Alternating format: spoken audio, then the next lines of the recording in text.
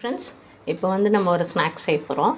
அதில் வந்து எதுவுமே இல்லை. அதனால் நம்ம இட்லிக்கு அரைச்ச மாவில் கொஞ்சோண்டு அரிசி மாவு கலந்துருக்கேன். அரிசி மாவு, கோதுமை மாவு, ஒரே ஒரு வெங்காயம், ஒரு பச்சை மிளகா, கருவேப்பிலை, கொத்தமல்லி, இவ்வளோ தான் ஃப்ரெண்ட்ஸ் இன்க்ரீடியன்ட்ஸு. இதை வச்சு ஒரு வடை மாதிரி ரெடி பண்ண போகிறேன். இப்போ பார்த்திங்கன்னா நல்லா தட்டி நான் வந்து போட்டுட்டேன். ஏன்னா இப்போ நானே வீடியோ எடுக்கிறதுனால நான் தட்டி போட்டுட்டு அப்புறமா உங்களுக்கு காமிக்கிறேன். நம்ம வடை இப்போ எப்படி சுடுவோமோ அதே மாதிரி இந்த நம்ம அரிசி மாவு வச்சு ரெடி பண்ணிக்கிறோம். இப்போ பார்த்திங்கன்னா இட்லி மாவில் வச்சுட்டு நம்ம இட்லிக்கு அரைக்கிற மாவு வச்சு கூட வந்து கொஞ்சம் அரிசி மாவு, கொஞ்சம் கொத்தமல்லி, கருவேப்பிலை எல்லாமே சிறுக நறுக்கி போட்டது, ஒரு பச்சை மிளகாய், காரம் வந்து எவ்வளோ தேவையோ அதுக்கேற்ற மாதிரி போட்டுக்கலாம். கூட வந்து கொஞ்சம் கேஸ் ட்ரபிள் ஆகுது அப்படின்னா நமக்கு கொஞ்சோண்டு பெருங்காயத்தூள் போட்டுக்கலாம்.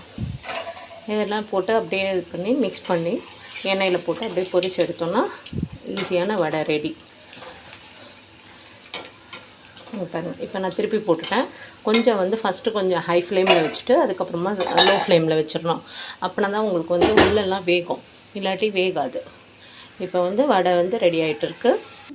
இப்போ சூடான கிறிஸ்பியான இட்லி மாவு வடை ரெடி. Thank you friends.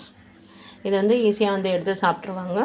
இவங்க வந்து உளுந்து மாவில் நம்ம செஞ்ச மாதிரியே நினைக்க மாட்டாங்க. நல்லா வந்து கிறிஸ்பியாக, சில பிள்ளைங்களுக்கு வந்து உளுந்து வடை வந்து பிடிக்காது, ஆனால் வந்து கிறிஸ்பியாக சூப்பராக இது இருந்தோடனே இது வந்து ஆட்டோமேட்டிக்காக எடுத்து சாப்பிட்ருவாங்க. Thank you friends. ஈஸி குக்கிங் சேனலுக்கு சப்ஸ்கிரைப் பண்ணுங்கள்.